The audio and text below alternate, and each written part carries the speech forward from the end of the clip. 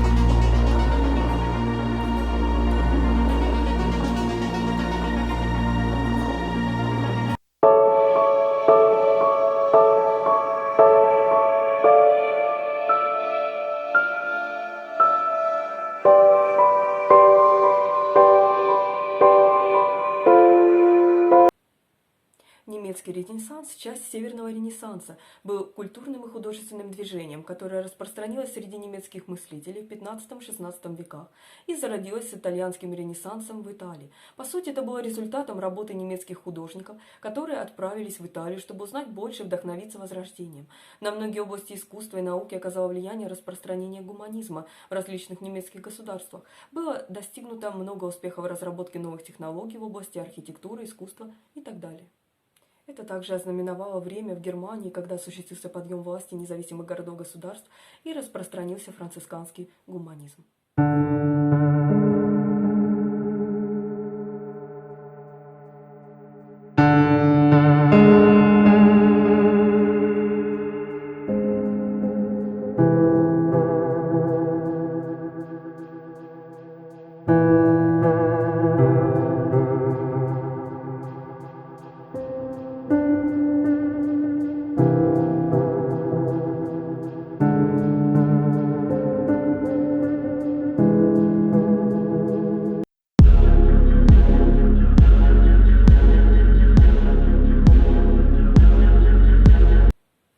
Реформация, начатая Мартином Лютером, привела к крестьянской войне в Германии. Крестьянская война в Германии, народное восстание в Центральной Европе, прежде всего на территории Священной Римской империи в 1524-26 годах, как и предшествовавшие ей движение Башмака и Гуситские войны, она состояла из массовых волнений, экономического и религиозного характера, движущей силу которых составляли крестьяне, горожане и дворяне. Лютер с Меланхтоном подчеркнули этот момент в призыве к реформации на имперском собрании 1529 года на фоне обвинений в ереси, но на Вормском Рейхстаге 1521 года были запрещены все нововведения. Вормский Рейхстаг, заседание Рейхстага, собранное новоизбранным императором Карлом V в 1521 году в городе Вормс. Одной из тем повестки дня было рассмотрение учения Мартина Лютера. Хотя курфюрст Фридрих Саксонский император гарантировали ему личную неприкосновенность, сам реформатор ожидал, что его постигнет судьба Яна Гуса на Константском соборе. Учение Лютера было осуждено Вормским эдиктом, но сам он пропал, как выяснилось позднее, был похищен людьми саксонского курфюрста и вывезен в замок Вартбург. Лютер стремился быть понятым как католический реформатор, а не еретический революционер, и апеллировал к немецким князьям так, что он осуждает с точки зрения религии крестьянские восстания, подкрепляя это доктриной двух царств. Доктрина двух царств – лютеранская концепция, обосновывающая божественность светской государственной власти и необходимость послушания ей. В основе лежит идея, что Бог равно правит двумя царствами – духовным и земным. На религиозной конференции со сторонниками цвинглианства в 1529 году Меланхтон присоединился к Лютеру в противостоянии союзу с Цвингли. В связи с протестом лютеранских князей на Шпайерском Рейхстаге 1529 года Шпайерский Рейхстаг, иногда называемый Шпайером II, это Рейхстаг Священной Римской империи, состоявшийся в 1529 году в имперском городе Шпайер, расположен в современной Германии. Рейхстаг осудил результаты Шпайерского Рейхстага 1526 года и запретил дальнейшую реформацию. Это привело к протестам в Шпайере и отказам от лютеранского аугсбургского исповедания. Аугсбургское исповедание, самый ранний из официальных вероисповедальных документов, до сих пор являющийся богословской нормой для лютеран, был выработан Меланхтоном и одобрен Лютером как изложение исповедания веры лютеранской церкви. В Аугсбурге, наконец, появилась отдельная лютеранская церковь. В Северной Европе Лютер апеллировал к растущему национальному сознанию немецких государств, потому что он осуждал папу за участие в политике, а также религии. Более того, он поддерживал дворянство, которое теперь имело право подавить Великое крестьянское восстание 1525 года и конфисковать церковную собственность в соответствии с доктриной Лютера о двух царствах. Это объясняло тяготение некоторых князей к лютеранству. Однако курфюрст Бранденбурга Иоахим I обвинил в восстании лютеранства. В Бранденбурге только при его преемнике Иоахиме II было установлено лютеранство, и старая религия формально не исчезла в Бранденбурге до смерти последнего католического епископа. Хотя Карл V боролся с реформацией, не случайно то, что правление его предшественника Максимилиана I послужило тому, что началась реформация, в то время как централизованные государства Западной Европы достигли соглашения с Ватиканом, позволяющих им использовать богатую собственность церкви для государственных расходов, позволяя им создавать государственные церкви, которые были в значительной степени автономны от Рима. Аналогичные шаги от имени империи были безуспешными, пока князья боролись с реформами, чтобы отказаться от притязаний на светскую империю.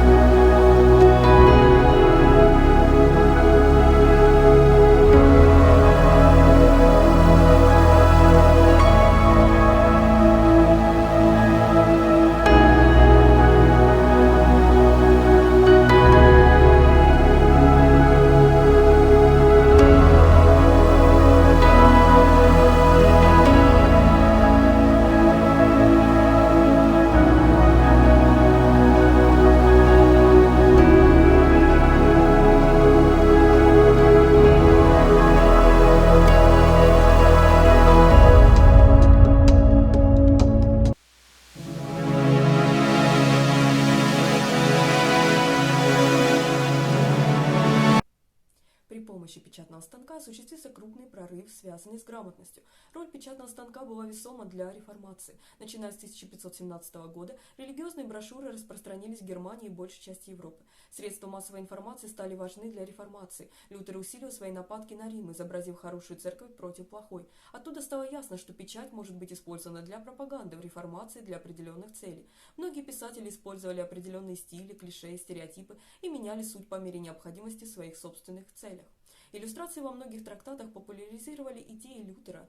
Лукас Кранах-старший, великий художник, которому покровительствовали курфюрсты Виттенберга, был близким другом Лютера и иллюстрировал теологию Лютера для широкой аудитории. Он драматизировал взгляды Лютера на взаимосвязь между Ветхим и Новым Заветами, не забывая при этом о тщательных различиях Лютера в отношении правильного и неправильного использования визуальных образов.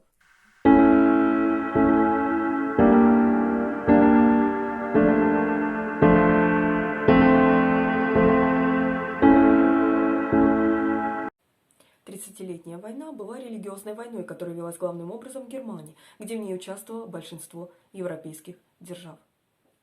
Конфликт начался между протестантами и католиками в Священной Римской империи, но постепенно перерос в общую политическую войну, охватившую большую часть Европы. 30-летняя война была продолжением соперничества Франции и Габсбургов за европейское политическое превосходство и, в свою очередь, привела к дальнейшей войне между Францией и державами Габсбургов.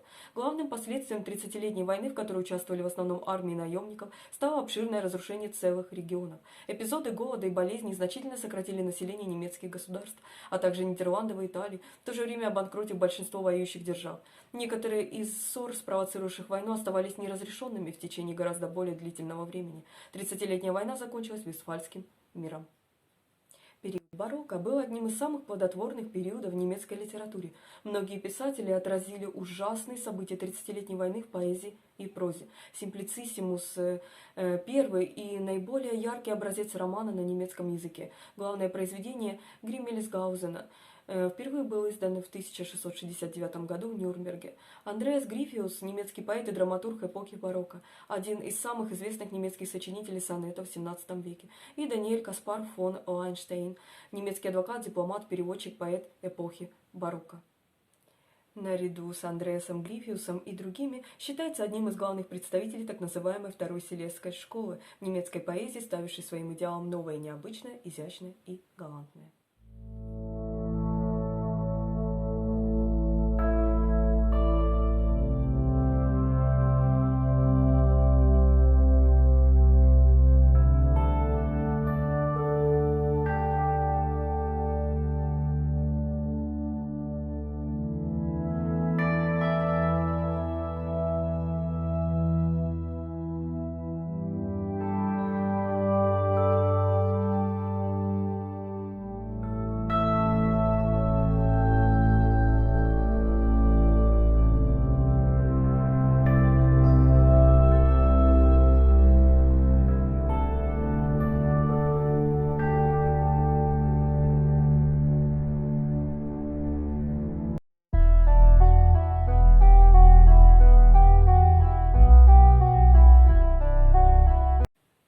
В истории Германии XVIII века наблюдается возвышение королевства Пруссия.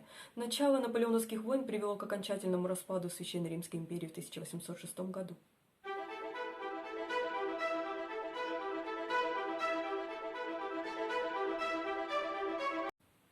Когда император Карл VI завещал земли своей дочери Марии Терезии по прагматической санкции 1713 года, после его смерти в 1740 году прусский король Фридрих Великий, про Фридриха Великого есть видео на канале, я оставлю ссылку, напал на Австрию. Австрия проиграла, и по Берлинскому договору 1742 года Пруссия приобрела почти всю Силезию.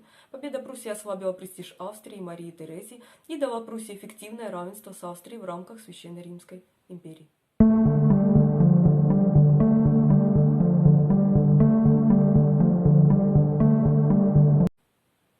Начиная с 1792 года революционная Франция периодически воевала с различными частями империи. Немецкая медиатизация – процесс утраты правителем непосредственной подчиненности верховной власти, переход в зависимость от верховного суверена, монарха, то есть короля или императора, через посредство иного правителя. В более широком смысле это аннексия монархии другой монархии, при которой правящий род аннексированного государства сохраняет свои наследственные титулы, а также определенную степень властных полномочий. Была серия медиатизаций, которые произошли в 1795-1814 годах. Империя была официально распущена 6 августа 1806 года, когда последний император Священной Римской империи Франц II, с 1804 года император Австрии Франц I, отрекся от престола. Это было связано с Пресбургским миром. Пресбургский мир 1805 года, мирный договор между Францией и Австрией, заключенный 26 декабря 1805 года в Пресбурге, после разгрома Австрии в Аустерлицком сражении и ее полного поражения в войне Третьей коалиции. Наполеон, про Наполеона есть видео на канале, я оставлю ссылку, реорганизовал большую часть империи в Рейнский союз, сателлит Франции. Рейнский союз, союз немецких монархий, вышедших из состава Священной Римской империи. Наполеон I был в качестве главы Рейнского союза, принял титул протектор Рейнского союза. В дальнейшем Рейнский союз Наполеона был заменен Германским союзом в 1815 году после окончания наполеоновских войн. Германский союз – объединение независимых германских государств и вольных городов, созданное после Венского конгресса на месте распущенной в 1806 году Священной Римской империи. Про Венский конгресс есть видео на канале, я оставлю ссылку. Это продолжалось до 1866 года, когда Пруссия образовала Северогерманский союз. Северогерманский союз – это федеративный союз германских государств, основанный в 1866 году и включавший все немецкие земли севернее реки Майн, являлся предшественником Германского рейха империи 1871 года. На этом, думаю, все. Всего доброго.